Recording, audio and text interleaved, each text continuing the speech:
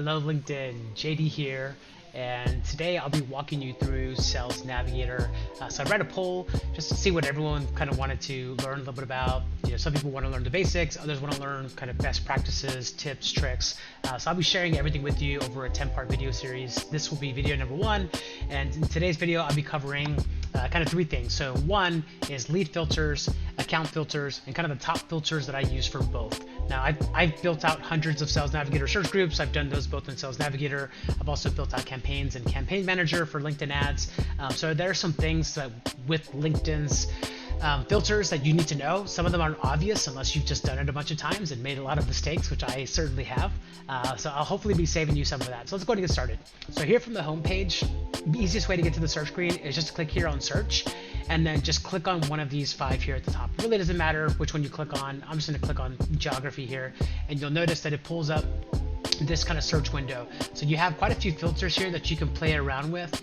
Some of the things that you don't have that you would have, let's say with Campaign Manager, would be targeting by gender or targeting by age or interests, or there's some other kind of filters in there. But Sales Navigator is a really powerful tool to be able to hone in on your target audience. And there's 2 ways to target them. One is by going after the individual directly, which would be a lead filter. So you're looking at prospects, you're looking at individuals. And then account filters would be using it if you were looking for actual companies. So let's say, for example, I wanted to, if I was a digital agency and I wanted to target e-commerce, well, I would want to make sure that I'm using people or targeting people that are using, let's say, WordPress or Shopify. So these are some of the things that you can search for under technologies use, and it's not something that's available when you're searching for leads exclusively. So this is something you would do if you wanted to search for companies. But I'm gonna go to start off with leads because that's usually where I start off with. And this is for looking for individual prospects. So some of the top filters that I use are geography, relation, past lead account activity, industry, seniority level, function, sometimes title, sometimes years of experience, company headcount, company type. So these are the main ones that I will use. And to give you an example of that, let's say I wanted to target owners of SaaS companies. So let's say I can work anywhere, so I'm going to target the US. I want 2nd and 3rd degree connections. I don't want anyone that I contacted in the past.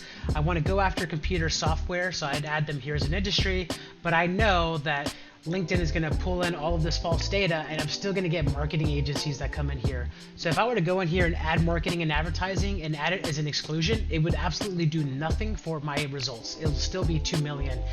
So excluding industries here does nothing for you at all. Don't even bother doing it unless you're just trying to exclude industries and not include any. But in this case, I wanted to go after SaaS companies, so I'm going to include industry here as an actual what I'm going after, right? And if I want to target the actual business owner, so if I'm thinking about who I can get in contact with, if I want to speak to someone that maybe is a little more accessible, I don't want to go too high. So for company headcount, I'd probably do 1 to 10 or 11 to 50. Anything higher than that, it's going to be difficult to get into the C-suite unless I have like a really compelling reason or angle or multi-pronged approach. But let's say I want to go after kind of the low-hanging fruit, so to speak. I would use company headcount. Seniority level, I want anyone at the top. So owner, partner, CXO would be good. Anyone that has business development as a function, because by default, LinkedIn says if you're doing business development, you are a CEO, owner, founder, partner. You're basically someone at the top. And then I want a company that's privately held. I don't want anything too small. I want something that's a little bit larger. Now this is a really wide list. I would go in and clean this up really, a lot more. 61,000's way more than I would be able to target, but you'll notice it's still going to pull in people that are from other industries. So this one, staffing and recruiting, solely here. And that's just because LinkedIn will aggregate information together. It doesn't matter what you put here for industry. It does and it doesn't, but LinkedIn is going to pull all the information that these individuals have. And if there are multiple industries and employers, it's going to pull them in and produce false positives.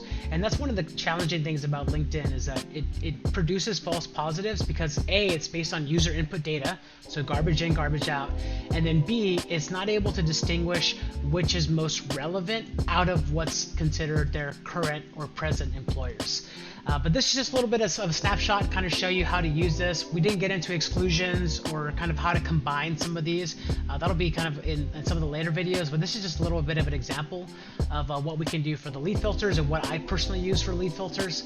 And then for the account filters, this is a little bit different. You'll notice if I click over here, some of these things will transfer over, whatever can be transferred over. But usually what I'll use, same thing, geography, industry, company headcount, and then I'll use technologies used and the relationship that I have there. So these are kind of the key ones. Using account filters is helpful if you're trying to identify specific companies, or if you're trying to build a white list of companies that you want to target prospects at. So for example, if I wanted to target, let's say, companies that use Shopify, so I would add in Shopify here. I want no one there I know is a first-degree connection, but I want this kind of grouping here. And let's say I wanted annual revenue. I'm not going to add that, but I could do that. I could run a search for this, and it's going to give me all of the people or all the companies that meet my criteria, and I would be able to save all of these to a custom list that I would use to build out an actual Sales Navigator search group. I'll save that again for kind of a future search, but this is just kind of some of the basics of the lead results and the account results, and what are some of those kind of top filters that I use. If you have specific questions or things that you want to know about these, feel free to drop those in the comment below, and I'm happy to take those.